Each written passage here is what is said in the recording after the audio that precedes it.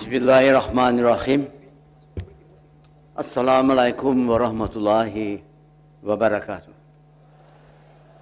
Salam sejahtera bagi kita semua.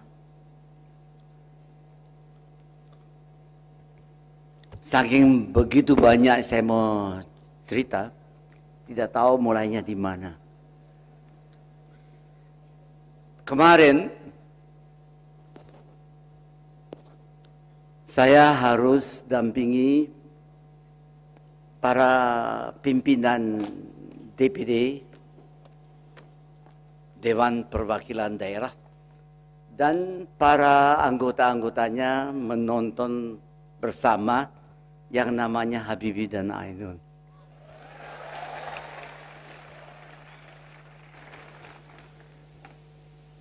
Baru selesai ada konferensi pers. Dan saya ditanya, Pak Habibie, ini 3 minggu udah 3 juta penontonnya. Tapi ada yang protes, Pak, kenapa Badan Pengkajian dan Penerapan Teknologi tidak disebut?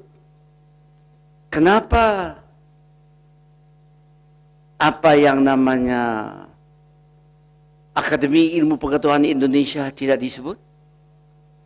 Kenapa Batam tidak disebut? Kenapa mengenai industri strategis yang hanya disebut hanya N250? Banyak rentetan-rentetan protes yang mengatakan rasa ya mau juga disebut. Saya bilang begini deh. Bagaimana Anda bisa menceritakan kepada siapa saja dalam 2 jam tayangan film dari kejadian 48 tahun dan 10 hari? It's almost impossible. Karena tidak mungkin. Bagi saya dalam 2 jam itu ada rentetan kumpulan dari Windows. Di belakang window ada kejadian-kejadian yang menyenangkan dan juga yang tidak menyenangkan. Sekarang saudara tanya, kalau Habibie buat kapal terbang boleh deh. Kalau dia buat kapal selam boleh juga. Dia buat kereta api boleh. Pokoknya bau engineering, bau mesin, termasuk menjahit kata-katanya situ ya. Ya dia bisa, tapi dia tulis suatu buku yang namanya Habibie dan Ainun. Masa dia bisa menulis begitu? Ada yang bertanya, apa benar ditulis oleh Habibie sendiri? Satu.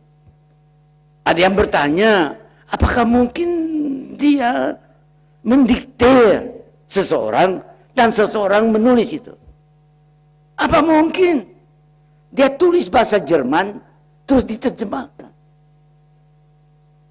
Kan dia lama di Jerman, belum tentu dia lancar bahasa Indonesianya. Ceritanya, fantasinya masing-masing. Rahasianya benar, memang saya tulis sendiri. Tapi pertanyaan selanjutnya adalah, mengapa dia tulis? Apa enggak ada gawe? Apa dia ini mau memamerkan sesuatu? Tidak. Saudara harus tahu,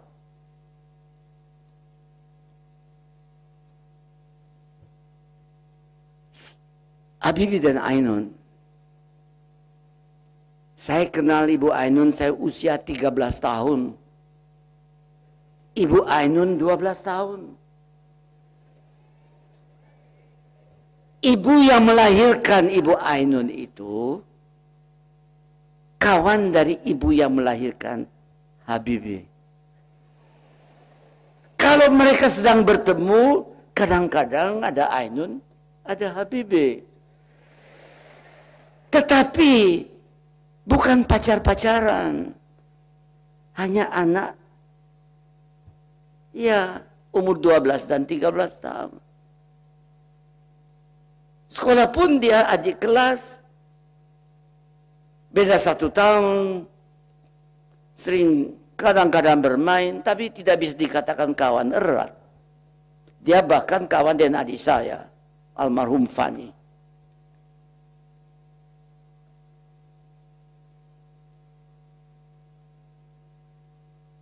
Apa yang terjadi? Habibie lulus SMA, masuk, dulu belum ada ITB. Namanya bukan Institut Teknologi Bandung, tapi Fakultas Teknik Universitas Indonesia.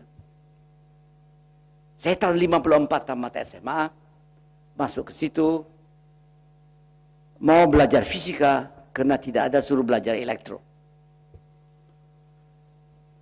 Saya belajar elektro baru 6 bulan, karena mau keluar negeri, tidak bisa fisika, hanya bisa keluar negeri, jikalau mengambil 2, membuat pesawat terbang atau kapal. Saya hanya tanya yang mana banyak fisikanya, yang mana banyak teknologinya, yang banyak mana ilmu pastinya, dan seterusnya. Itu yang saya akan pilih. Jadi yang saya pilih adalah membuat pesawat terbang.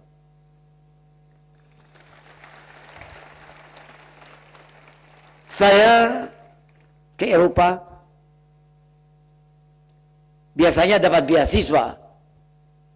Saya bisa dapat beasiswa, tapi ibu saya tidak mau. Bukan karena banyak duit. Ibu saya ambil orang in the cost, catering, tapi tidak mau. Kenapa?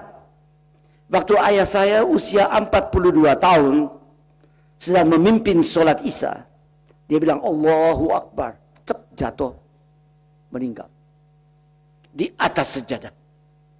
Ibu saya mengandung adik saya yang paling kecil, namanya Timi, dan dia di hadapan semua, dia bersumpah bahwa anak dalam kandungannya, dan termasuk anak yang tertua, seorang ibu wanita, itu ibunya Adri Subono, itu kakak saya yang tertua. Saya akan jadikan manusia yang berguna bagi masyarakat, bangsa, dan agama. Dengan tangan saya sendiri. Itu adalah ucapan-ucapan seorang ibu, entrepreneur, seperti Anda di situ semua. Saudara, karena dia sumpah itu, dia tidak mau. Anaknya namanya Baharudin Yusuf Habibie, terima beasiswa. Saya akan biayai sendiri. Karena itu saya memiliki konto bank di Deutsche Bank sejak tahun 55 sampai hari ini, konto nomornya sama. Tidak ada orang luar negeri yang memiliki konto. Kalau tidak 55 sampai sekarang berapa tahun itu? Udah 57 tahun mungkin. Itu tidak ada. Jadi saudara-saudara, to make it short, saya keluar negeri, berkembang, S1, S2, dan seterusnya. Waktu saya S2, saya mau mengambil S3. Untuk S3 itu, kita nggak bayar, dibayar deh. Karena tempatnya hanya terbatas 4. Dia tender. The best is just good enough. Dan Anda mendapat 10% gajinya lebih tinggi dari kalau masuk di industri. Wah, saya ingin. Saya beruntung. Saya termasuk salah satu yang dapat jabatan di situ. Tempat untuk boleh S3. Tapi sekaligus mengajar. Saya harus mengajar. Saya harus memberikan, ya ada tugas dan mengadakan riset. Riset yang dapat order dari Departemen Pertahanan atau mana saja, atau industri. Saya waktu itu risetnya itu mengenai antara lain hypersonic flow. Kecepatan yang sampai 5-20 kali kecepatan, lebih cepat dari suara. Jadi waktu saya jadi asisten buat S3, saya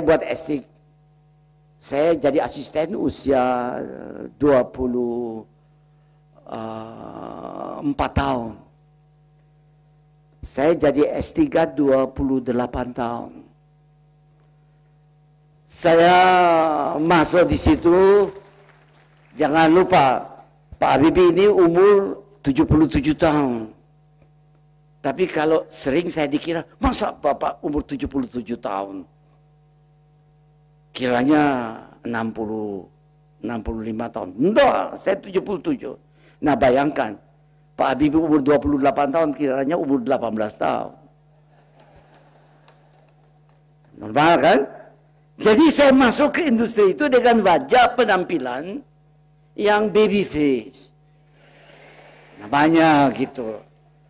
Baby face, jadi orang itu, masa dia S3 strip, itu soal lain.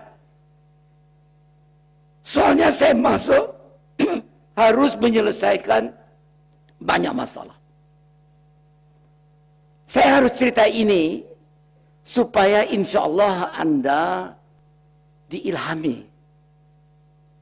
Saya sangat terkesan tadi mendengar laporan dari direktur utama, perkenalan dengan karya-karya Anda, remarks yang dibuat oleh Pak Budiono, dan saya merasakan getaran jiwa saya sama dengan Anda. Bedanya saya ini bukan bapak Anda, tapi eyang Anda. Jadi pernah ditanya, Pak Habibie mau dipanggil apa?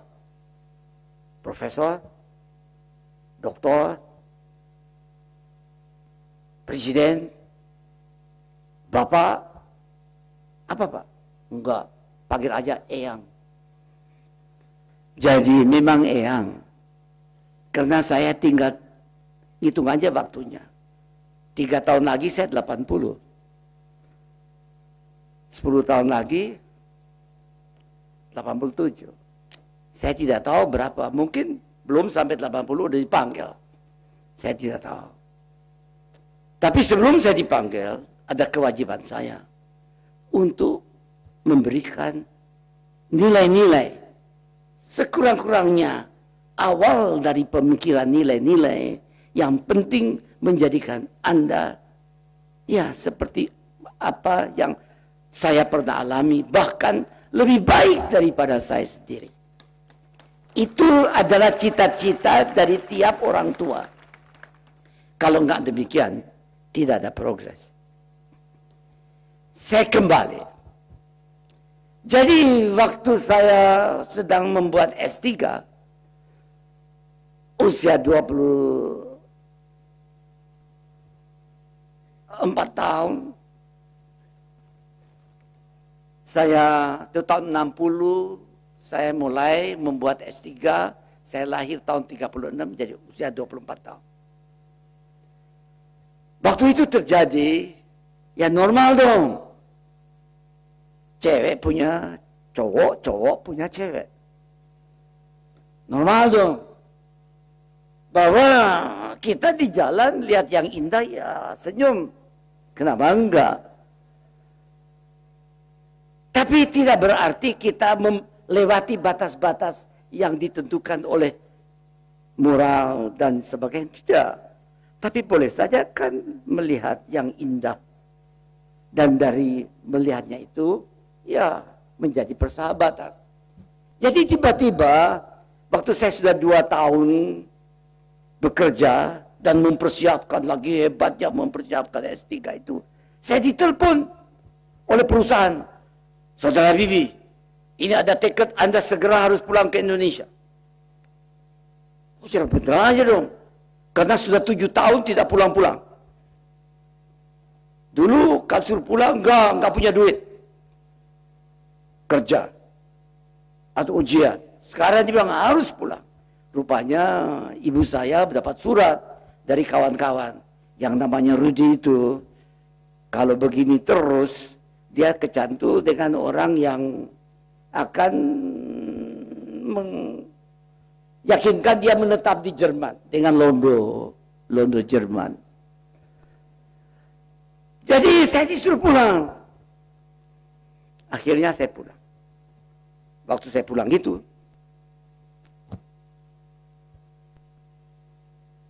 saya kebetulan ketemu Aina. Yang lain lihat aja di film. Karena bukan itu yang saya mau cerita. Ya saya mau cerita karena saya waktu Ibu Ainun meninggal, saya baru tahu 2 bulan bahwa Ibu Ainun itu sakit keras namanya cancer. Karena dia sakit itu bisa diprediksi bahwa sebentar lagi dia pergi. Saya tidak mau terima itu, tidak bisa. Karena saya tidak tahu sebelumnya, Ibu Ainun pun tidak tahu.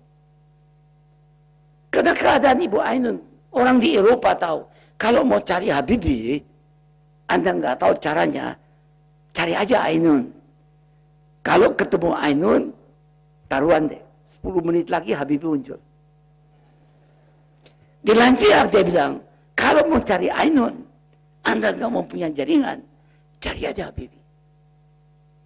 Kalau Anda temui Habibie, 10 menit lagi, Ainun tiba-tiba ada. Itu berarti mereka itu tidak bisa dipisahkan. Nah sekarang, apa yang terjadi? Waktu Ibu Ainun telah dimakamkan, minggu pertama, saya kejebak. Orang Habibie waktu itu saya usianya 3 tahun yang lalu, 74. Kejebak dengan piyama, tidak pakai sepatu, jam 2:30 malam, seperti anak kecil nangis cari Ainun. Rumah itu dicari Ainun, nangis. Dilaporkan, sehingga para dokter mengatakan, Habibie sakit keras. Dia segera, mereka konsult dengan Profesor Mate di Hamburg yang memiliki data mengenai Habibie itu. Dan mengambil kesimpulan, Habibie sakitnya adalah sakit jodoh.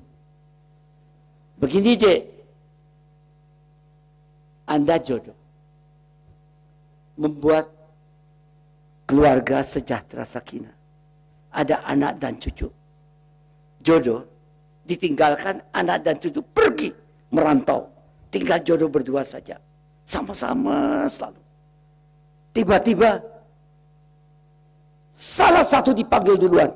Yang ditinggalkan itu mengalami seperti Habibie. Ada 2 alternatif. Atau dia ikut jejak jodohnya, tenggelam dalam kesedihan, atau masuk dalam black hole.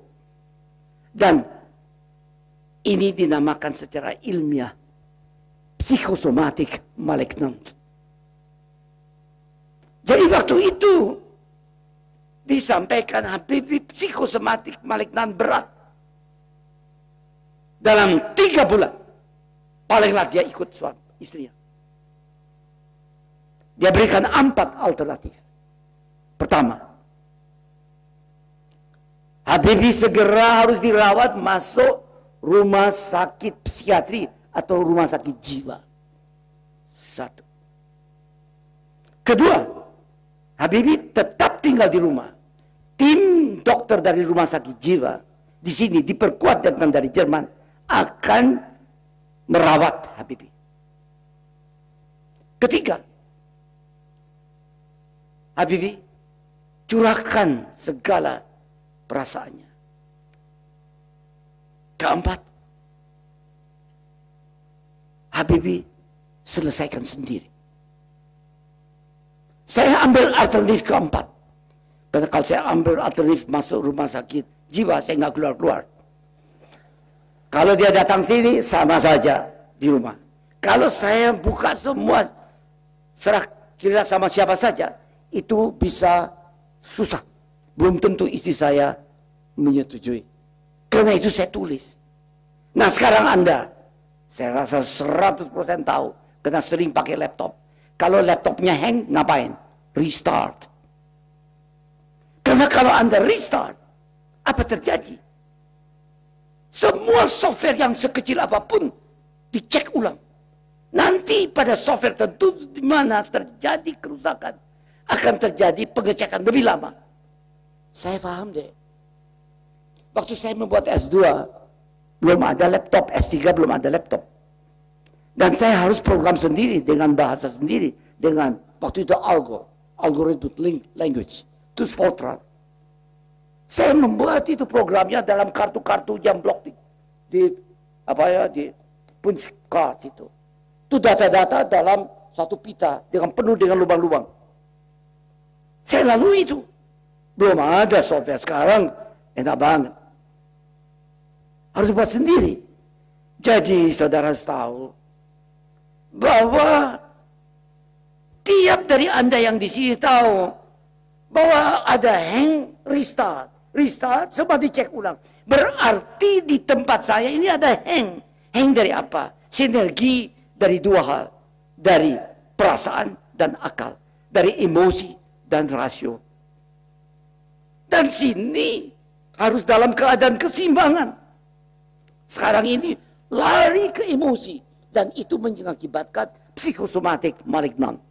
Sinergi positif berarti 1 tambah 1 bukan 2. 1 tambah 1 200, 2000, 20.000, 2 juta. Itu sinergi positif. Sinergi negatif adalah 1 tambah 1 minus 20, minus 200, minus 300, minus 1000, minus ad infinitum. Ad infinitum means ad infinitum berarti Anda mati. Berarti saya sedang sinergi negatif dari rasio and emosi. Saya kembalikan itu kepada sinergi positif. Dan sinergi positif saya telah lalui waktu saya nikah dengan Ainun. Tidak punya apa-apa, hanya bawa 2 koper. Saya nikah tahun 62, tanggal 16 Mei. Perhatikan ya. Saya bawa di kantong saya dari Indonesia, Ibu Ainun dan saya hanya diberikan devisa belum bebas seperti sini deh. Hanya tiap orang $50.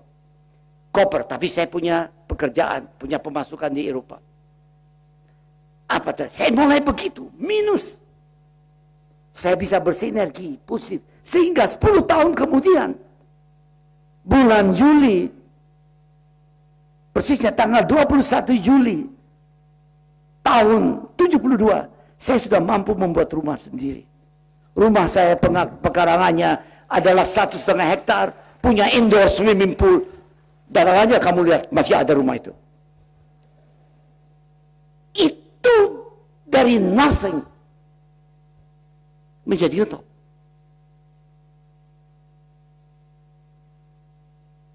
Sebagai apa? Ilmuwan, entrepreneur, seperti Anda ini semua. Tidak dikatrol. Jangan lupa, saya membuatnya itu di Jerman. Negara yang orang unggul semua. Tidak akan Anda dipilih menjadi pemimpin dari perusahaan jikalau Anda hanya 10% lebih jagoan dari orang Jermannya, dari Londonnya. Itu Jerman itu ada pepatah, dia bilang Jerman di atas segala-galanya. Deutschland, Deutschland, über alles. Itu normal. Dia anggap dirinya hebat tuh. Tidak mungkin. Baru dia akan tercengang kalau Anda bukan 10%, 20%, 2 kali, 3 kali lebih hebat dari dia. Baru dia ambil. Saya beruntung. Saya diambil, angkat. Terus diberikan, ya pemasukannya lumayan. Sehingga bisa buat rumah itu. Bukan itu saja. Suatu perusahaan yang membuat pesawat terbang. Kalau dia miliki pesawat terbang pribadi, normal. Ngapain perusahaan pesawat terbang memiliki juga lapangan terbang? Karena produknya itu harus dites kan? Nah, daripada saya macet di jalan, naik kereta api pergi ke lapangan terbang baru Saya punya pesawat terbang sendiri, punya perusahaan, tapi dibagi-bagi anggota direksi, kepala bagian, take off dari lapangan terbang sendiri, terbang kemana saja yang kita harus bekerja. Waktu itu saya bagi-bagi, tapi saudara lihat, saya membuktikan sinergi positif. Sinergi positif terjadi di mana? Waktu itu 10 tahun punya rumah, tambah 3 tahun lagi saya punya private jet sendiri. Bukan saya punya perusahaan. Tadi harus bagi, dia bilang, karena Habibie begitu banyak pekerjaannya, dia dengan sekretarisnya situ, satu untuk dia sendiri tiap saat. Saudara, itu sinergi positif dari Ainun dan Habibie.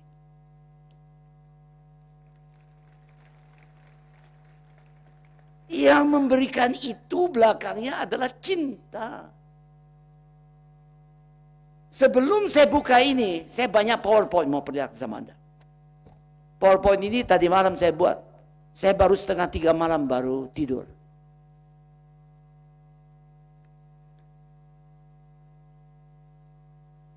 Bagi Habibie dan bagi Anda, ada 3 golongan grup cinta yang harus dicintai. Satu grup sesama manusianya. Sesama manusianya itu vertikal, mulai dari bapaknya, kakeknya, buyutnya, seterusnya, dan juga bukan konvergens itu, tapi divergens kawan-kawannya, semua yang atas itu. Kawan dari bapaknya dan sebagainya itu. Terus di sini juga ke bawah downstreamnya. Ialah sampai anaknya, cucunya, cicinya. Juga dari kawan. Bukan konvergens tapi divergens sedikit. Dan kari horizontal ada kepada sesama manusianya. Ya masyarakatnya, tetangganya, masyarakatnya 1001 macam. Sampai seluruh umat manusia. Jadi itu satu grup. Cinta pada umat manusia. Tidak mengenai sara. Kedua, cinta pada karya umat manusia. Bank Mandiri membina itu. Cinta kepada sesama manusianya. Karena slogannya, hey, jangan Anda menjadi orang yang mencari lapangan kerja, tapi orang yang meng-create lapangan kerja. Itu ada suatu ucapan atau statement yang secara implisit menggarisbawahi. Perhatikanlah yang lain, masyarakat tentunya yang paling dekat di sini. Tapi tidak ada salahnya nanti tiba-tiba jadi besar, jaringannya internasional, regional, it's okay. Tapi dulu di depan hidungnya. Itu slogan tadi saya dengar, waktu saya baca kemarin, waktu saya tidak tahu, saya tanya sama anak adik saya yang kebetulan salah satu karyawan dari Bank Mandiri, Diwang namanya. Saya bilang, ya Om ini harus ngomong apa? Om, kasih ngomong apa aja deh, teknologi, wisdom. Gimana? Pakai PowerPoint. Nanti kalau tambah PowerPoint saya ngomongnya nggak selesai. Terus akhirnya saya bilang, ini Om, ya kasih. Antara lain masukan untuk Omnya, pidato dari Direktur Utama tahun yang lalu. Dan saya baca, oh bagus sekali ini. Baru waktu saya baca itu, waktu saya baru kembali dari nonton bersama dengan DPD Habibie dan Ainun, saya baru bilang, wah tidak mungkin saya cerita tanpa PowerPoint. Baru saya buat PowerPoint-nya. PowerPoint-nya selesai jam 2:30 malam, baru saya tidur. Jadi, apa yang terjadi itu, saya perlihatkan, cinta grup pertama ada sesama manusianya. Cinta grup kedua ada karya-karya sesama manusianya. Cinta grup ketiga adalah pada pekerjaannya, profesinya. Melaksanakan profesinya, pekerjaannya secara profesional, tuntas, objektif, subjektif pada kepentingan masyarakat. Tapi jangan rugi. Kalau Anda rugi, nggak punya duit, nggak bisa bantu. Bank Mandiri hanya bisa bantu Anda karena dia untung. Bank kalau dia hanya untung saja, dia nggak mikir Anda, berarti salah. Tapi dia cinta pada golongan pertama masyarakat. Dari situ dia pilih, jelas dong, rakyat saya sendiri. Dia cinta pada karya-karya orang lain, karya Anda dia bina. Dan dia cinta pada sesuatu profesional, supaya Anda melaksanakan tugasnya secara tuntas. Ini cinta. 3 elemen yang menentukan. Ini harus bersinergi positif. Bukan 1 tambah 1 tambah 1, 3 atau 300. Kalau bisa 30.000, 3 juta. Oh, naik terus eskalasi. Itu rahasianya Habibie. Mulai dengan 2 koper. Tiba-tiba apa yang saya ceritakan tadi memiliki semuanya itu secara halal. Di suatu negara masyarakat yang tertib. Tidak ada itu yang aneh-aneh. Saingannya berat sekali. Karena orang-orang pintar. Dari situ suatu bukti bahwa tidak ada bedanya antara Anda dengan orang-orang lain. Bedanya Anda belum mendapatkan kesempatan. Dan ini kesempatan diberikan oleh bangsa Anda, pimpinan Anda yang diwakili dalam hal ini misalnya Bank Mandiri. Begitu Pak. Jadi waktu saya harus restart, saya restart di mana? Restart waktu ketemu Ainun. Yang lain lihat saja dan baca bukunya. Jadi itu lama juga dokter. Saya cerita mengenai catatan awal. Coba tolong diperlihatkan. Ayo next. Ini ada beberapa pertanyaan. Bagaimana profil dan keadaan pelaku ekonomi Indonesia? Ya, teman saya tanya. Apakah sudah proporsional ataukah masih ada ketimpangan? Bagaimana kontribusi mereka terhadap ekonomi nasional? Bagaimana kontribusi mereka terhadap penyediaan lapangan kerja? Itu Anda mengatakan, jadilah bukan yang pencari kerja, tapi pencipta pekerja. Come on. 2, benarkah ekonomi kita dalam keadaan paradoksal? Saya ceritakan nanti paradoksal apa. Apa penyebabnya? Bagaimana mengoreksinya? Bagaimana pengaruh globalisasi terhadap ekonomi nasional? Seperti apa keadaan nyata saat ini? Bagaimana seharusnya kita merespon globalisasi? Apa yang harus dilakukan dalam ikut menyelesaikan masalah-masalah tersebut? Sekarang saya mulai dengan fakta. Next one. Next one.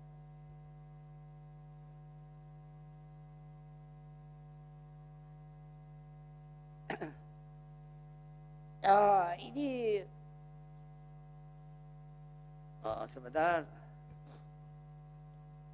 Saya rasa coba ambil itu urutannya. Setelah itu coba ambil.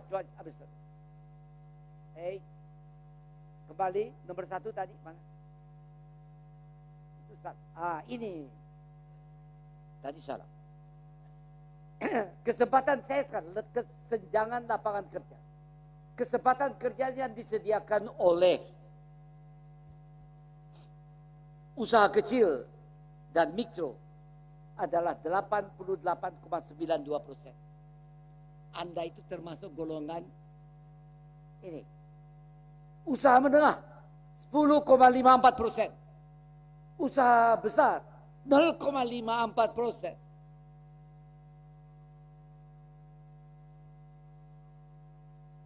Waktu krisis ekonomi, kita jatuh anjlok. Kebetulan saya harus membereskan, memimpin. Semua kapital pada lari, nilai rupiah anjlok, lapangan kerja hilang, semuanya. Tapi yang tulang punggung yang menahan itu, mencegah tidak hancurnya kita adalah usaha kecil, mikro, dan menengah. Kalau kita lihat dari nilai tambah perekonomian nasional, usaha kecil, mikro, ini usaha kecil, mikro, dan menengah menghasilkan 43,42%, usaha menengah 15,42%, usaha besar 44,9%. Nilai tambah pro kesempatan kerja, usaha kecil menghasilkan 0,4. Coba lihat. Ini adalah 0,4 sekian. Satuan, kalau saya jadikan itu sama dengan 1, maka ini usaha menengah 3 kali hasil per kapita, nilai tambahnya per kapita, dan usaha besar 170 kali. Itu tidak sehat. Harusnya sama. 1, 1, 1. Tidak sehat ini. Mungkin sekarang sudah ada improvement sedikit, tapi tidak jauh dari ini. Next one.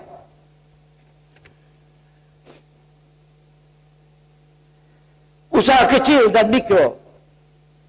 Usaha kecil dan mikro, usaha menengah menyediakan 99,46% lapangan kerja. Lapangan kerja yang disediakan oleh usaha besar hanya 0,54%.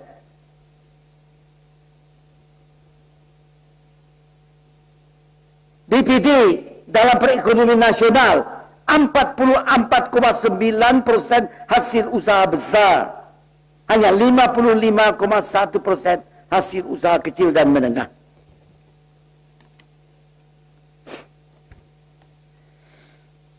Next one. Perbandingan nilai tambah yang dihasilkan tiap lapangan kerja usaha kecil menengah dibanding dengan usaha menengah, usaha kecil dan mikro, terus usaha menengah dan usaha besar 1,310, mencerminkan adanya kesenjangan kualitas sumber daya manusia, kesenjangan pendidikan, kesenjangan produktivitas dan lapangan, dan kesenjangan iptek. Kesenjangan tersebut harus dikoreksi karena mengakibatkan jurang antara miskin dan kaya melebar dan menghambat daya saing. Sekarang saya mau cerita sedikit.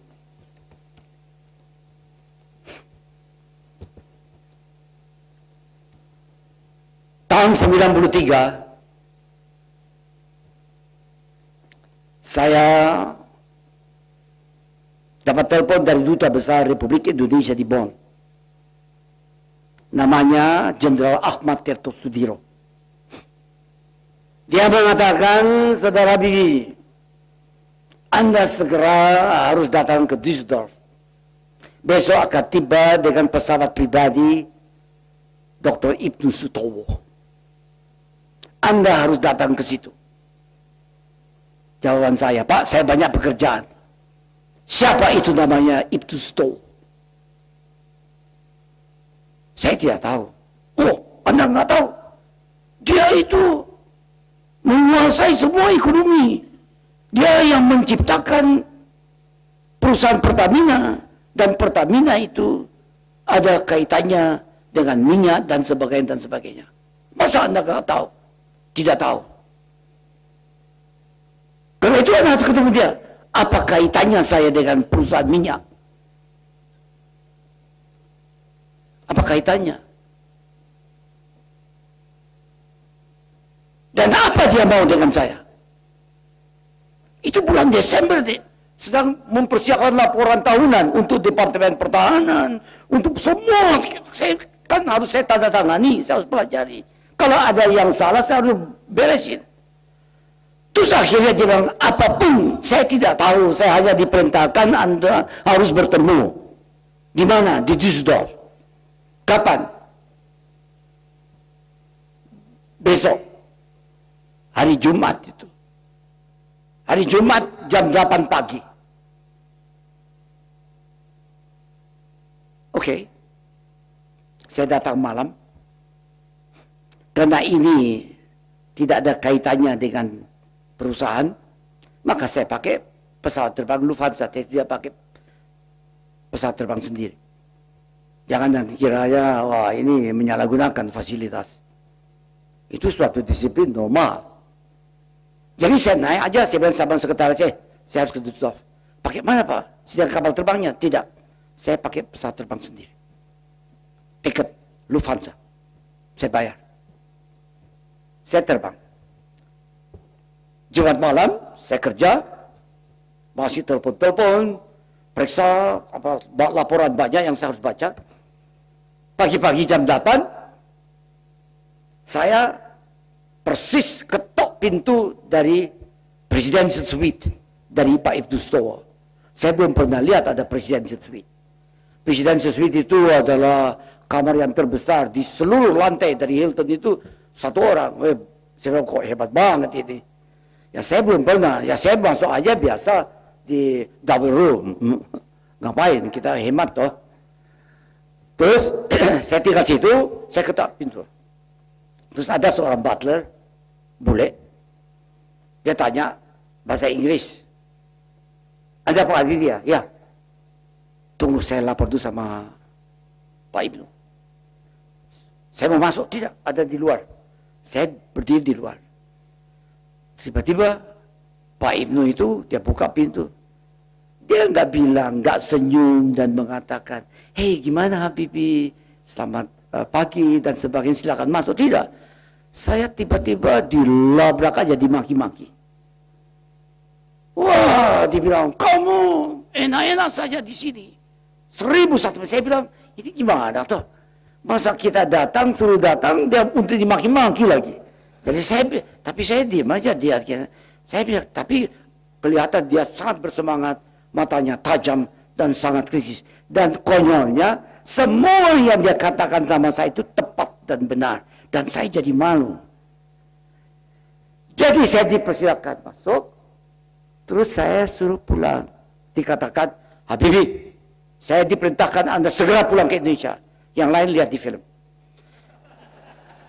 Atau baca bukunya lebih jelas lagi. Lebih jelas. Di bukunya lebih jelas. Film hanya sedikit. Sekarang, waktu saya tiba di Indonesia, saya muncul. Hari Sabtu tanggal 26 Januari tahun 74. Saya hanya punya waktu 4 hari. Karena banyak pekerjaan. Karena tidak ada .com. Tidak bisa diselesaikan melalui email.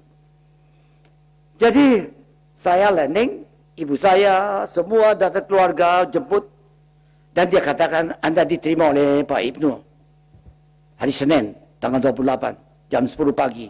Di Jalan Perwira nomor 3, rumah kecil di Pertamina.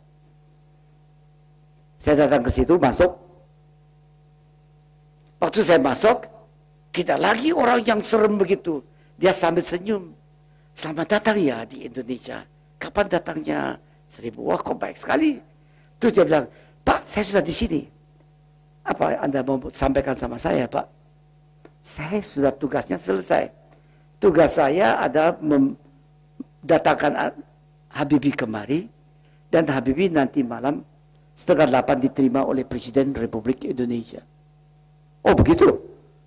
Ya, apa mau disampaikan? Saya tidak tahu.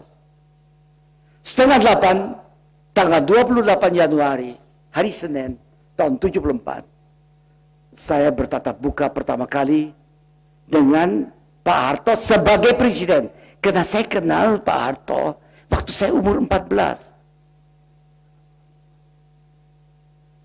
Saya kenal Pak Harto waktu, bukan 13, waktu ayah saya meninggal. Di mana ibu saya sumpah.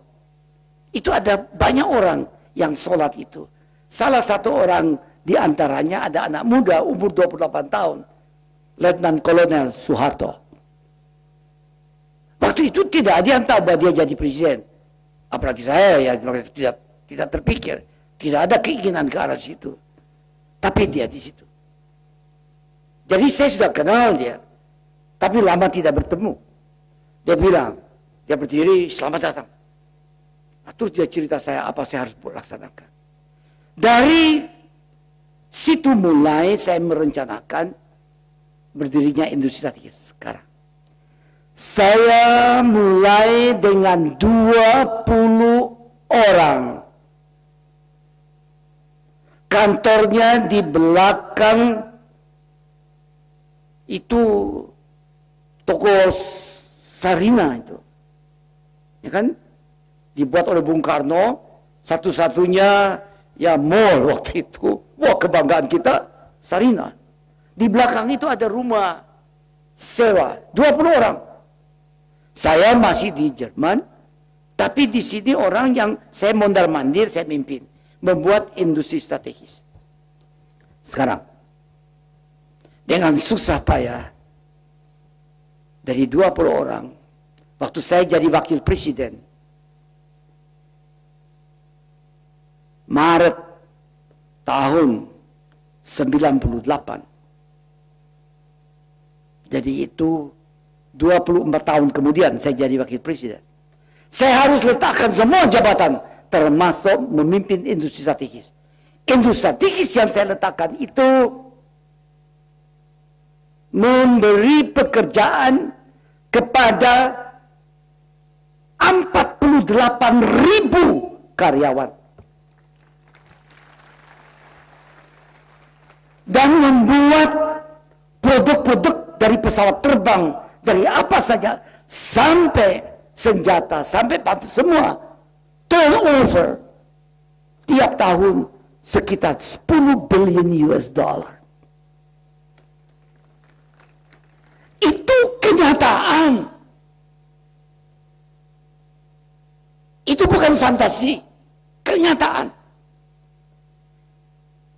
Dan pesawat terbang rekayasa kita sendiri, N250, sudah terbang di udara. Saya perlihatkan di Le Bourget. Saya perkenalkan N2130. Dan bukan itu saja. Di Amerika saya sudah mendirikan perusahaan namanya AMRI, American Regional Aircraft Industry, di Alabama, mobil. Saya dirikan untuk assembly line N250. Saya telah mendirikan di mana? Saya mendirikan di Stuttgart. Untuk Eropa dan Afrika dan Timur Tengah, N250, nanti N2130. Saya pertama kalinya ialah pesawat terbang sampai detik ini yang fly-by-wire turboprop dengan bypass ratio di atas 40. Yang paling cepat. Sudah 80% saya persiapkan itu lebih dari 10 tahun. Dan 8 sudah terbang waktu itu kan. Sudah terbang, tahun 95 terbang, terus tahun 98, proses mau caranya hebat. Tidak boleh dibantu lagi. Loh, kenapa bantu? Itu milik 100% negara. Saya membuat saya profesi, saya transparan, tidak ada kesalahan, tidak ada utang. Terus itu saya harus selesaikan, tidak boleh. Itu saya bilang sama Pak Harto, kalau tidak boleh, saya kredibel, saya bisa cari kredit. Laporkan, kata tidak boleh ambil kredit, kena utangnya banyak. Utang bukan saya kok, negara pun bukan. Tahu sendiri, BLBI itu berapa banyak? 600 triliun. Tidak transparan. Tapi saya tidak bisa buat apa-apa. Akhirnya tidak boleh. Dia tinggal tunggu aja. Jadi semua saya freeze di Alabama, di Eropa saya freeze. Ini pelan. Padahal udah 80% dari certification sudah dikantung. Udah test flightnya berapa?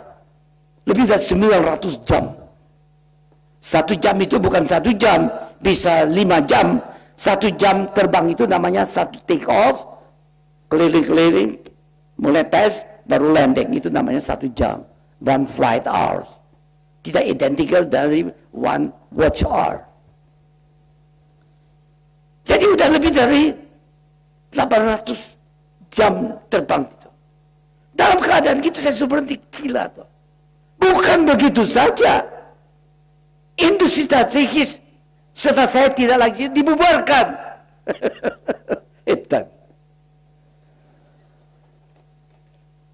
Itu berlawanan dengan apa yang disampaikan oleh Mandiri Direktur Utama. Jadilah orang yang bukan mencari kerja, tapi menciptakan lapangan kerja. Ini kita, yang penciptanya itu industri dibubarkan. Industri di Gantara yang 16.000 karena tidak diberikan dana dan tidak boleh mengambil pinjaman, dan riset yang dilaksanakan di Puspitek karena tidak ada order, tidak ada apa-apa, bubar. Apa diobral, dijual sama siapa saja, dan anak-anak kita silahkan cari pekerjaan di tempat manapun. Itu namanya edan. Tapi saya tidak bisa berdiri dan memanasin semua, karena nanti bisa terjadi sesuatu yang tidak boleh terjadi, revolusi. Karena itu saya harus mengalah. Kalau itu adalah biaya yang kita harus bayar untuk mendapatkan kebebasan, by all means do it. Dan kita akan kembali bangkit lagi. Dan siapa lebih dahsyat? Siapa? Anda ini semua. Yang saya harapkan, bangkitlah. Karena yang Anda, baik di pemerintahan maupun di DPR maupun di swasta, semua tidak mengenai SARA. Pokoknya Anda ciptakan lapangan kerja, menjadi tuan rumah di rumah sendiri. Jadi saudara-saudara, saudara tahu, kalau bayi lahir, orang bersyukur dia lahir. Bayi dibesarkan, dia jadi mandiri, memberikan nilai tambah pribadi dan nilai tambah teknologinya. Kita bersyukur. Tapi kalau dia sampai waktunya, dia fading out, meninggalkan kita semua itu, kita memanjatkan doa untuk mendampinginya. Tapi kalau si bayi yang sedang bekerja, yang sedang berkembang, tiba-tiba ditikam, dibunuh orang lain, Anda tangkap yang membunuhnya. Karena itu ada sesuatu yang kriminal. Begitu toh? Kalau bayi yang sakit, Anda terus bantu masuk rumah sakit supaya dia sehat kembali. Anak yang sakit, manusia yang sakit, diperbaiki, masuk rumah sakit, dibantu supaya dia sehat kembali. Begitu kan? Kalau perusahaan didirikan, bersyukurlah kita. Perusahaan berkembang, bersyukur. Perusahaan jadi besar, bersyukur. Perusahaan sakit, kita bantu cash flow-nya. Kita bantu dia kembali.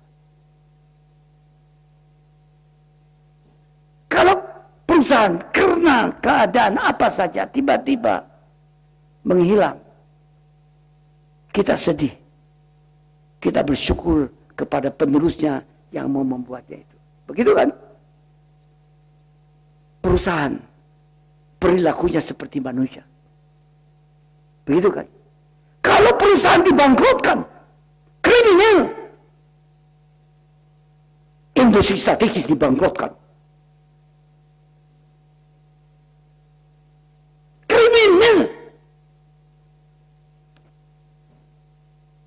Dengan susah payah.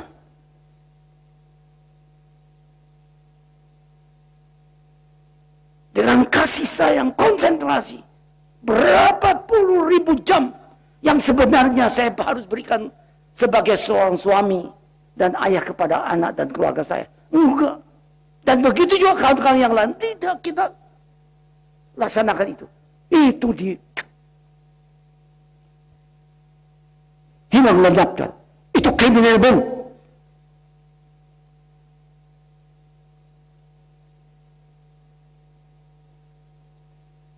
Saudara, saya tidak mau mengeluh. Saya bukan orang yang mengeluh. Dan Anda jangan mengeluh. Anda tidak beda dengan Pak Habibie. Anda cucu dan anak dari kawan-kawan saya mungkin. Atau mungkin kawan yang tidak kenal, tapi kenal nama. Apa saja, tapi kita satu tanah air.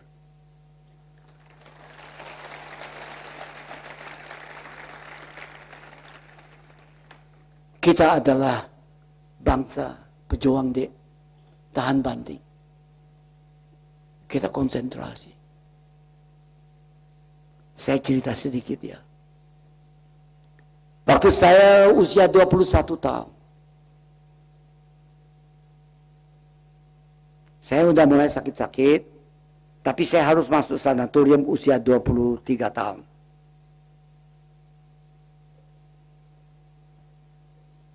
Waktu saya di sanatorium 23 tahun.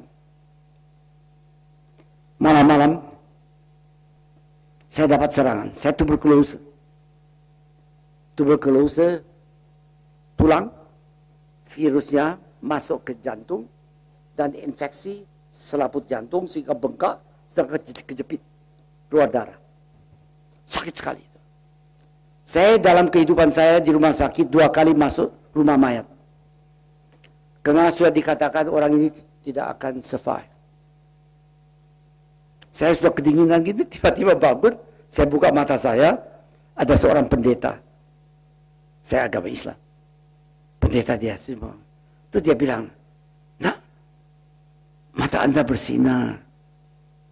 Saya cuma bilang, "Pak, saya kedinginan di sini. Kedinginan, Pak." Terus saya tidur lagi. Saya bangun, sudah di kamar normal. 2 kali jalan. Tidak ada yang besuk saya. Karena orang tua saya, ayah udah meninggal, ibu di Bandung, tidak ada. Tidak ada keluarga. Saya sendiri. Sanatorium dekat perbatasan antara Jerman dan Austria. Di Kleinwalsertal. Waktu itu, saya mengeresak. Saya ngempel. Tidak datang orang. Saya kira saya mau mati. Di sebelah saya Al-Quran. Dan sebelahnya Al-Quran sehelai kertas. Saya ambil kertas itu.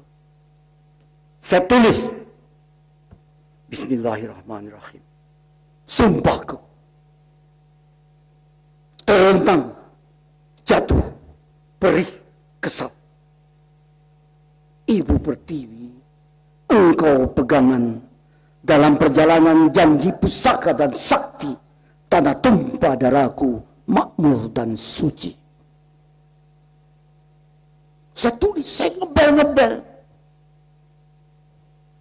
Tetes air mata jatuh, saya korek, bebel gak datang. Saya kira matilah saya.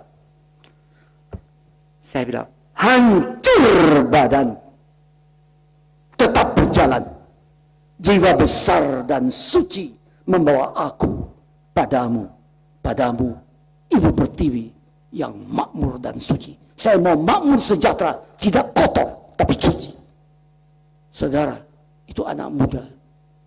Anehnya, saya tidak tulis sesuatu puisi yang merindukan orang tua saya. Sama sekali tidak. Yang rindukan adalah Anda semua sini.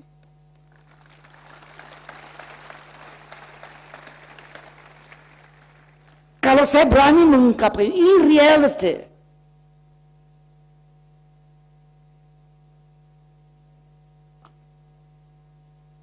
Untuk membuktikan tidak ada bedanya Anda dengan saya.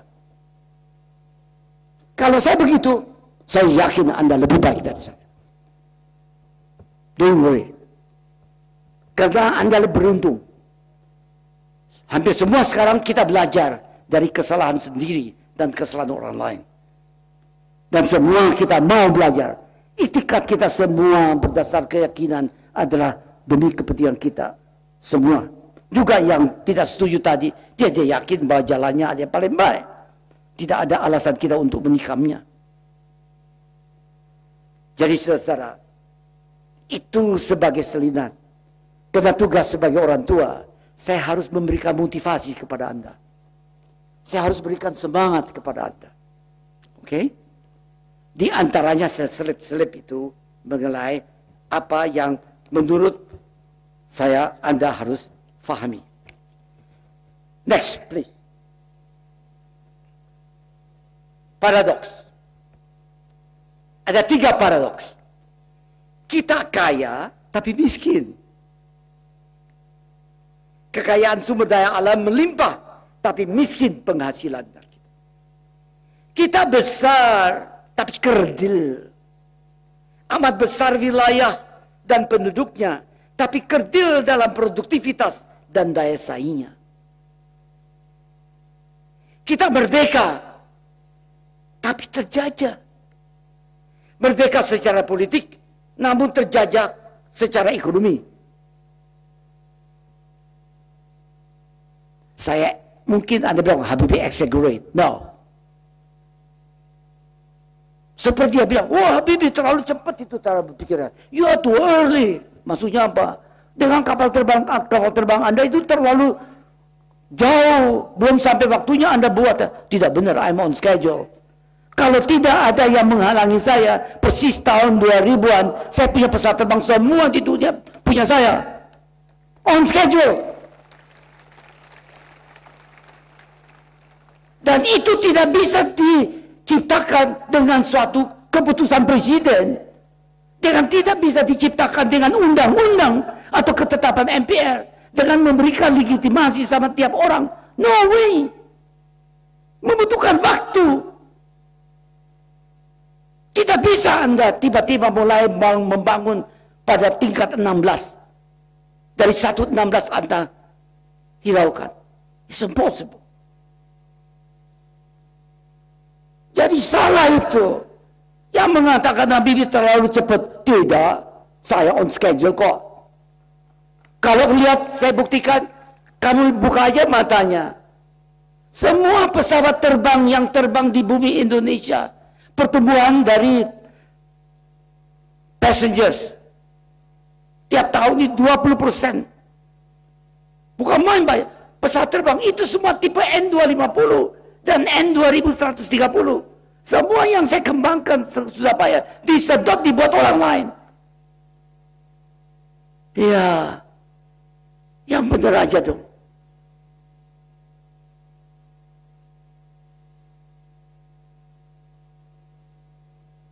Mau apa kita? Ngapain? Saya baru ke Taiwan. Karena ada kawan saya meninggal, Pak. Kawan saya itu, saya rasa kalau sebut namanya Anda tahu, Dr. Ko. Dr. Ko ada pendiri dan pemegang saham yang terbesar, saya rasa 11% dari China Trust Bank. Saya kenal dia 40 tahun. Sejak muda. Dia 3 tahun lebih tua dari saya. Dan saya ke Taiwan karena dia kawan saya, dia meninggal. Dan saya kenal anak istrinya dan sebagainya. Itu upacara besar-besaran. Saya di sini ketemu banyak tokoh-tokoh dari dunia. Ada 3.000 lebih besar dari ruangan ini. Penuh. Itu mengenai saya suruh bicara pertama presiden mereka, terus yang kedua presiden yang zaman waktu Ko mendirikan perusahaannya.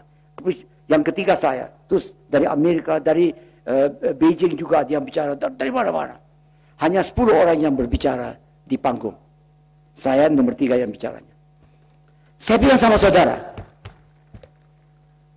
saya beri contoh. Saya pertama kali ke Taiwan itu tahun 72. Tidak ada kaitannya dengan Indonesia. Karena saya pelajari bagaimana teknologi apa yang dibutuhkan. Karena saya bertanggung jawab untuk teknologi. Dari Messerschmitt Belum. Dalam hal itu, dan waktu itu ada perang kan, ada tegangan antara mainland dengan Taiwan. Jadi dia termasuk konsumen yang bisa beli teknologi persenjataan. Waktu saya itu, sampai saya jadi wakil presiden, saya penghabisan datang berkunjung sama mereka tahun 96.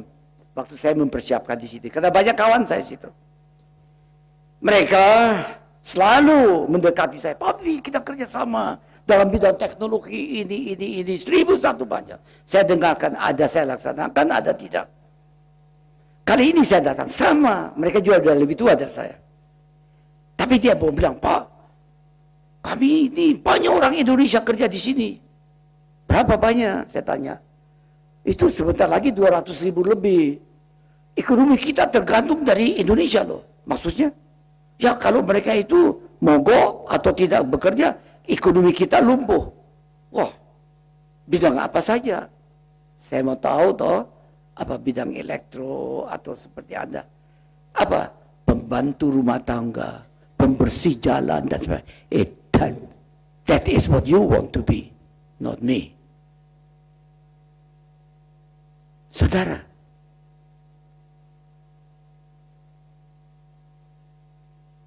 yang benar aja dong. Bukan saya menghina pekerjaan itu. Tidak. Kita semua asal usulnya dari desa deh. Tapi kita tidak boleh lupa sasaran. Kita mau ketentraman di bumi ini. Ketentraman berarti sejahtera, aman, keadilan berlangsung dengan baik, dan seterusnya, dan seterusnya. Jadi, lihat senario apa yang terjadi. Kita kaya, tapi miskin. Kita besar, tapi kerdil. Kita merdeka, tapi terjajah. Terjajah secara ekonomi. Kenapa? Penyebab keadaan paradoks. Next. Kita lebih mengandalkan sumber daya alam daripada sumber daya manusia. Kita lebih berorientasi jangka pendek daripada jangka panjang. Dan tidak konsisten. Ganti pimpinan, dia lupakan semua yang lain, dia nggak lanjutin. Karena dia mau punya stil sendiri. Masuk sejarah, yang benar aja dong. Ini estafet. Kita lebih mengutamakan citra berwacana daripada karya nyata. Kita lebih melirik makro daripada mikroekonomi. Kita lebih mengandalkan cost added daripada value added. More comparative rather than competitive advantage. Dek, untuk menggambarkan supaya kita satu bahasa ya. Value added saya selalu bilang, kalau saya punya 2 mobil, satu mobil yang mahal sekali, satu yang murah. Kalau saya timbang mobil yang mahal, harganya per kilo saya tahu dong. Kalau saya timbang yang mobil yang murah, harganya per kilo saya tahu dong. Jadi mungkin yang mahal itu per kilo, tiap kilo harganya 20 kali dari yang murah. Tiba-tiba dua-dua mobil punya roda 4, pakai setir, ada penumpang, tabrakan di Toro. Apa terjadi? Total rusak. Datang yang pembeli besi tua. Per kilo mobil yang mahal dan per kilo mobil yang murah sama. Sama. Situ kalau dia beli di besi tua sama harganya. Tapi waktu dia masih keren, itu 20 kali lebih mahal. Jadi nilai dari sesuatu itu bertambah karena teknologi. Teknologi yang tepat dan berguna. Karena itu benar. Tidak ada teknologi canggih bagi saya. Tepat dan berguna untuk meningkatkan nilai dari sesuatu bertambah dengan biaya serendah mungkin. Sesuai dengan jadwal yang telah ditentukan dan risiko minimum. Itu adalah entrepreneur yang berpikir begitu. Jadi Kita harus berpikir ke nilai tambah. Sekarang, Anda membuat mobil, membuat sepeda motor, membuat baju, membuat jaket, membuat apa saja. Ada nilai tambahnya kan? Nilai tambahnya itu Anda tumpuk di gudang. Kalau tumpuk di gudang, Anda nggak dapat duit dong. Baru dapat duit kalau itu sudah dibeli orang lain. Karena dibeli orang lain, dia bayar, Anda dapat pendapatannya. Anda bayar kewajibannya dan sebagainya. Jadi Anda harus memasarkan produk hasil proses nilai tambah itu dengan proses biaya tambah yang biaya serendah mungkin untuk memasarkan itu di mana saja dia berada. Itu biaya tambah. Biaya tambah bisa dalam services dan sebagainya. Kita dalam bacaan saya harusnya yang memikirkan nilai tambah itu lebih banyak dari biaya tambah. Kalau kita mau cari duit, dagang kapal terbang aja, dapat komisinya lebih cepat. Dibandingkan dengan membuat kapal terbangnya, buat riset, ngapain? Ada risiko. Tapi itu bisa Anda laksanakan kalau Anda adalah suatu negara yang penduduknya 1 juta, 2 juta. Tapi kalau Anda adalah penduduknya yang 240 juta, nggak mungkin deh. Ada juga mengatakan saya, Pak Habibie, kan nggak usah kapal terbang. Kapal terbang kita beli, dari mana kamu mau beli? 1 kilo pesawat terbang berapa harganya? Kalau dibandingkan dengan 1 kilo beras, berapa seluruh ladang padi kita nggak bisa bayar. Dari mana? Dan kalau Anda mengatakan mau konsentrasi pada hanya pertanian, perkebunan dan yang lain, kalau itu halnya tidak ada orang dari desa dan kampung itu lari ke kota cari pekerjaan. Apalagi lari ke Taiwan, ke Timur Tengah, ke Malaysia untuk menjadi pembantu rumah tangga. Karena dia tidak dapat diberikan lapangan kerja dalam bidang pertanian dan sebagainya. Karena itu Bank Mandiri dalam hal ini membantu Anda untuk menciptakan proses nilai tambah.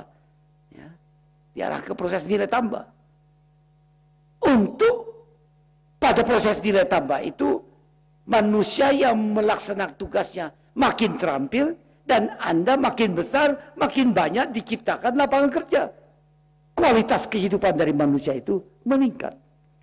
Jadi saudara-saudara, kita lebih mengandalkan cost added daripada value added.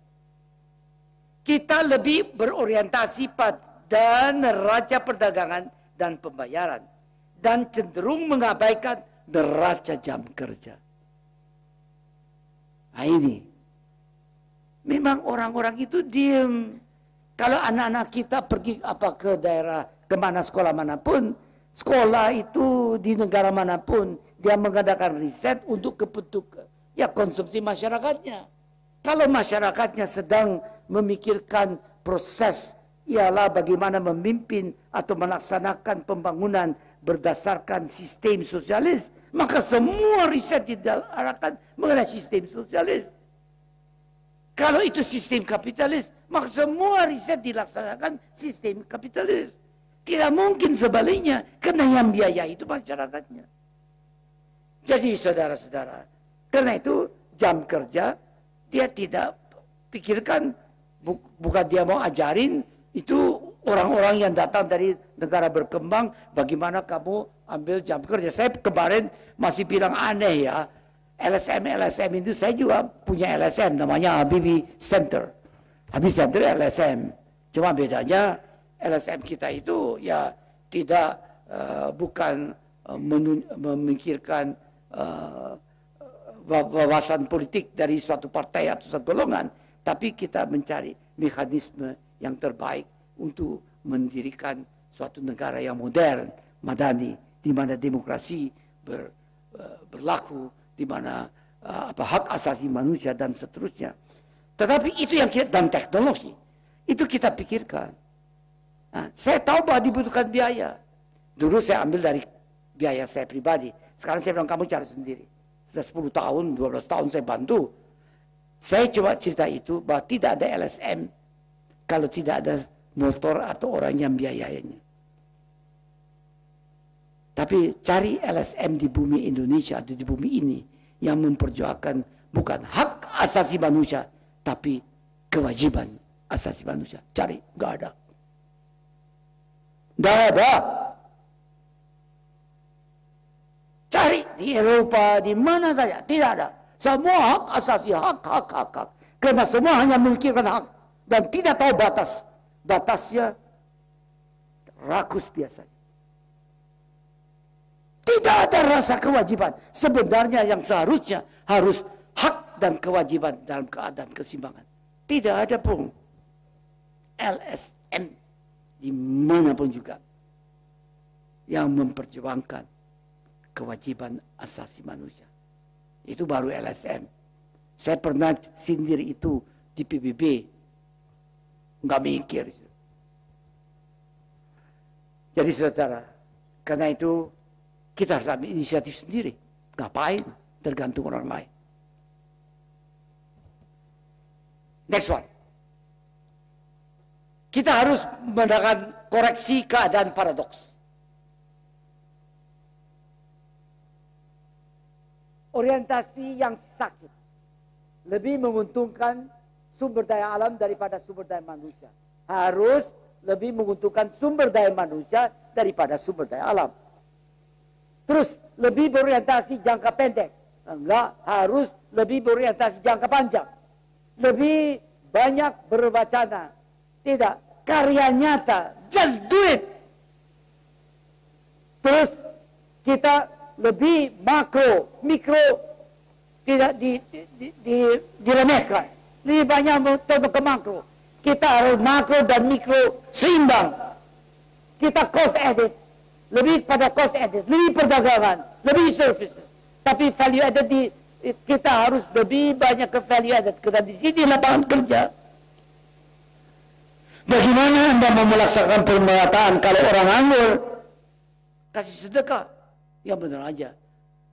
Semelarat-melaratnya orang, dia juga punya harga diri dong. Satu kali dia sedekah boleh dah. Tapi terus menurut dia malu. Tidak ada itu. Itu bukan mentalitas Anda. Kenapa saya tahu begitu? Karena bukan mentalitas saya pula. Dan saya tidak dibedakan dengan Anda. Itu. Neraca perdagangan dan pembayaran. Itu terlalu besar dibandingkan dengan jam kerja. Harus sejajar, harus seimbang. Next one.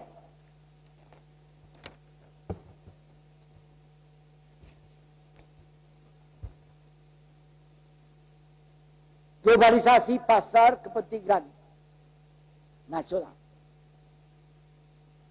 Ini kita mulai di sini. Ini saya bukan anti multinational company. Multinational company yang datang kemari dan mau win-win. Lebih berorientasi kepada sumber daya manusia seimbang dengan sumber daya alam. You're welcome. Tapi kalau datang sini hanya mengambil sumber daya alam dan tidak peduli pada sumber daya manusia, dan itu sambil dikasih sedekah, apa dia ambil emas, apa dia ambil minyak, apa saja, dia tidak memikirkan sampai ke detail demikian. Saya rasa you're not welcome. Saya bersyukur bahwa pemerintah sini sudah memikirkan bahwa tidak hanya memikirkan hulu, tapi juga hilir. Itu bagus sekali. Bahwa nanti sebentar lagi insya Allah kita tidak mau menjadi eksportir kakao yang terbesar, tapi sekaligus produksi downstream coklat yang enak-enak, dan sebagainya kita coklatnya kita. Jadi dalam hal ini jangan salah mengerti, bukan berarti saya anti perusahaan multinasional. No, saya anti perusahaan mana saja, pada umumnya multinasional, yang dalam hal ini datang kemari dengan jaringannya hanya untuk mengambil, memberi, just untuk seperti gesture, tapi tidak ada artinya. Kedua, membeli aset sumber daya alam di negara terjajah. Saya tidak setuju kalau multinasional dia beli aset-aset sumber daya alam yang kita miliki. Saya tidak setuju. Kalau dia mau joint venture boleh, tapi kontrol oleh kita sendiri. Itu harus diatur. Ini ketiga, saya tidak setuju mengimpor produk-produk dari siapa saja. Yang benar aja dong. Dan jangan lupa, kalau saya impor produk itu terselubung di dalamnya jam-jam kerja untuk mereka.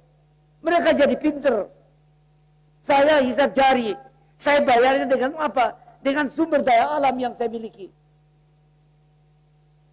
Tadi udah mau jadi unggul membuat pesawat terbang teknologi canggih. Dihancurin. Yang hebatnya lagi kita rame-rame ikut menghancurin. Edan benar. Benar. Itu sampai sekarang saya tidak bisa terima itu. Bukan saya kok, banyak kawan-kawan saya di Eropa dan di Amerika dia bilang, Habib kok bisa begitu? Itu tahun namanya Jack Welch. Jack Welch itu kawan saya, sudah 40 tahun lebih. Sampai sekarang masih. Saya kenal banget. Dia kalau waktu dia lagi ngetop, kalau dia datang kemari, dia nggak di hotel, tapi dia nginep di rumah saya. Itu Jack dengan saya sampai hari ini berhubungan. Dia termasuk orang kawan-kawan yang memprotes apa yang terjadi oleh IMF, oleh kita. Dia tulis loh surat. Dia itu dia bilang saya harus berhenti. Ya, saudara-saudara, saya percepat aja. Globalisasi, my goodness, banyak banget nih. Ya itulah terlalu banyak saya ngomong.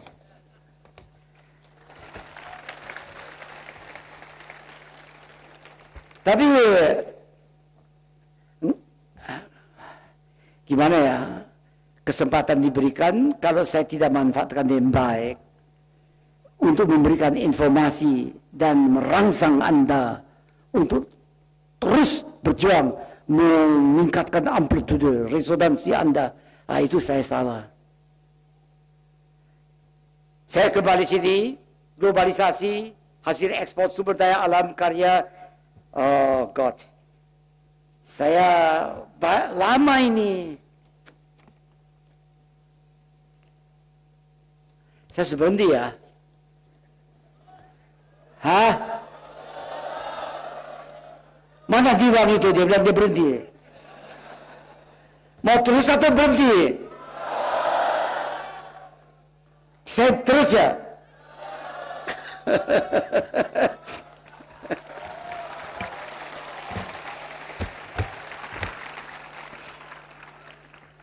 Globalisasi pasar dan kepentingan nasional. Ini situasi seharusnya terjadi, hasil ekspor sumber daya alam dan karya sumber daya manusia itu harus menginvest pada bidang pendidikan, penelitian dan prasarana ekonomi dan meningkatkan produktivitas daya saing nasional. Itu hanya mungkin jikalau Anda bukan saja memiliki sekolah dididik, tapi memiliki tempat di mana Anda bisa berkarya. Kalau tidak, Anda tetap hanya jalan di setempat. Kalau Anda berkarya, Anda mengembangkan teknologi, mengembangkan keterampilan Anda mengalami suatu proses, Anda menjadi unggul, daya saing Anda meningkat. Ini yang ideal. Ialah sumber daya alam dan karya sumber daya manusia diekspor, terus meningkatkan cadangan devisa dolar dan euro. Malahan baru saya tidak perlu dolar dan euro, kita rupiah aja asal stabil, ada kualitas dari mata uangnya oke. Dan ini meningkatkan kegiatan ristek untuk pertahankan produktivitas dan daya saing. Itu kalau saya bercerita lama, saya singkat aja. Saya sebut aja namanya, saya harapkan Anda memperdalam itu. Globalisasi pasar dan kepentingan nasional. Pertanyaan untuk kita renungkan, Anda harus tanya. Bagaimana sumber daya manusia dapat berkembang dan menjadi unggul kalau karya dan produksinya tidak dibina sedini mungkin dan harus bersaing dengan produksi masyarakat lain yang maju. Jadi kalau produksi Anda baru saja ditemukan, adalah kewajiban saya untuk memagari Anda supaya Anda terus berkembang. Nanti suatu ketika Anda bisa bersaing sama saya, silakan. Caranya bagaimana? Anda saya berikan insentif, dan yang saingan Anda saya persulit masuk kemari. I'm sorry. Persulit caranya, you people. Jangan sebaliknya. Orang yang datang kemari dipermudah supaya banyak banjiri di sini, dan kisah suruh konsum aja, dan dia invest kemana? Ke rumah-rumah, dan itu kan mekanisme semua, dia kasih kredit, mekanisme untuk mendapatkan duit secara jangka panjang dengan asumsi bahwa duitnya stabil, kualitasnya dan sebagainya. Tapi ini saya berpendapat bahwa kita membutuhkan sumber daya manusia yang tinggi daya saingnya, dan itu hanya mungkin tinggi daya saing kalau produktivitasnya tinggi dan penguasaan ilmu pengetahuan dan teknologi ialah state of the art. Dan itu bisa diberikan bukan saja melalui pendidikan, tapi melalui lapangan kerja.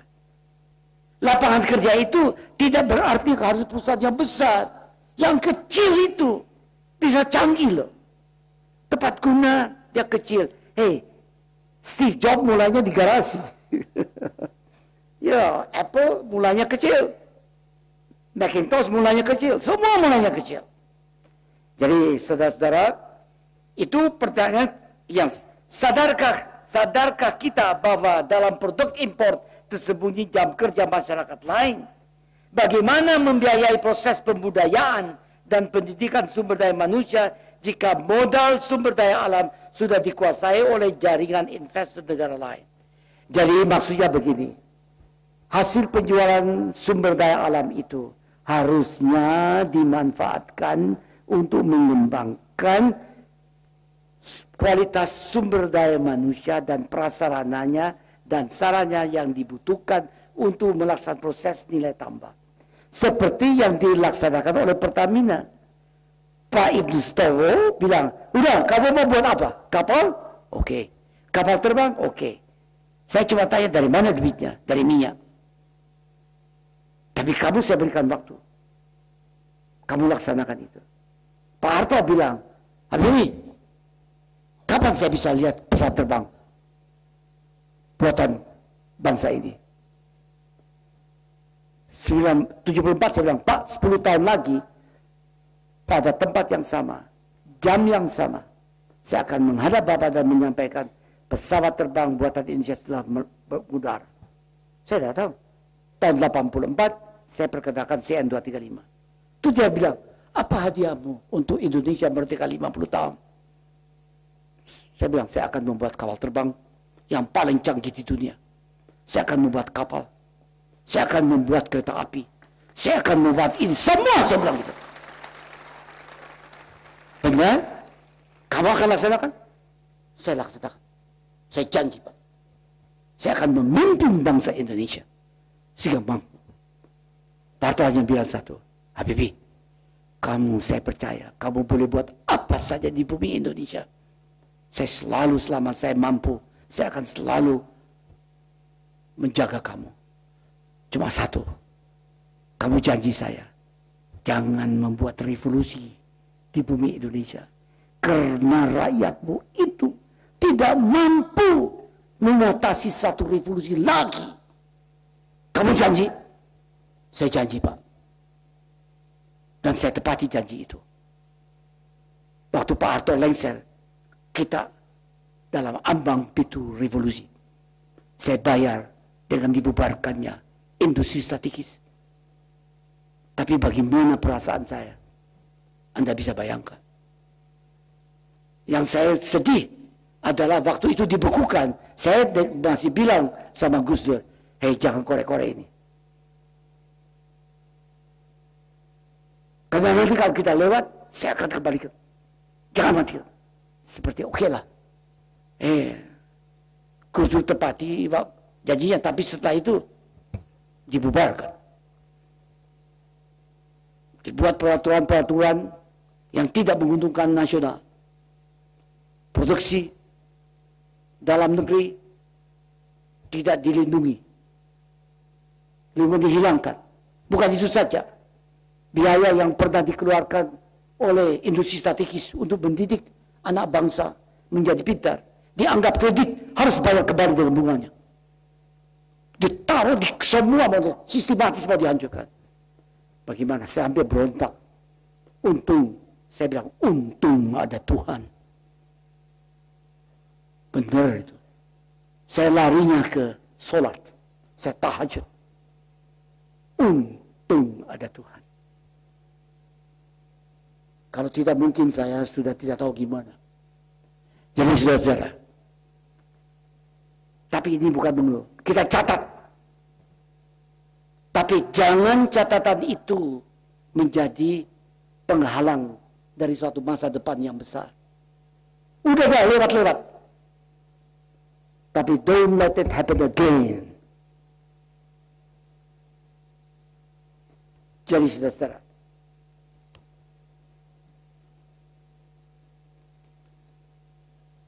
Selanjutnya, saya harus stop sebentar, nanti saya bisa reda. Bagaimana daya saing dan produktivitas sumber daya manusia Indonesia dapat ditingkatkan kalau lapangan kerja tidak diperhatikan oleh masyarakatnya sendiri? Rupanya pimpinan, di bawah pimpinan Direktur Utama Mandiri, dia sangat peduli. Kalau enggak ada ini. Saya atas nama semua yang masih hidup generasi saya, dek, sama Anda semuanya, dan Anda yang hadir di sini, saya ucapkan terima kasih. Mudah-mudahan saya doakan supaya menjadi panutan. Yang lain pada ikut rame-rame kita bersatu membesarkan Indonesia yang mengandalkan pada sumber daya manusia yang produktif dan memiliki inovasi. Akankah kita biarkan masyarakat Indonesia terus mengkonsumsi hasil karya nilai tambah masyarakat lain? Karena karya nilai tambah sendiri tidak diperhatikan dan dibina. Jawabannya jelas, tidak akan kita tolerir lagi. Yang lain, globalisasi neraca perdagangan, saya rasa ini bisa saya lewati dengan nanti begini deh. Saya nanti akan minta sama Bank Mandiri, saya kasih PowerPoint-nya. Anda bisa perbanyak, dikasih sama semua. Ya, dikasih sama semua, dan itu saya yakin Anda akan duduk sendiri dan membacanya sendiri dan merenungkan. Nanti kalau ada pertanyaan bisa tanya sama Bank Mandiri, tanya sama Pak Habibie, diorganize pertemuan, tanya sama saya jawab. Oke. Itu saya, kalau enggak terlama ini. Jadi ya, saya sampai sini aja ya. Jadi saya membuat kompromi supaya saya minta pimpinan dari Bank Mandiri, ini saya sudah kasih itunya, sudah punya ya. Ya, itu nanti diberikan semua peserta sini yang menginginkan silakan, dan Anda bisa memasyarakatkan sendiri. Terima kasih. Wassalamualaikum warahmatullahi wabarakatuh.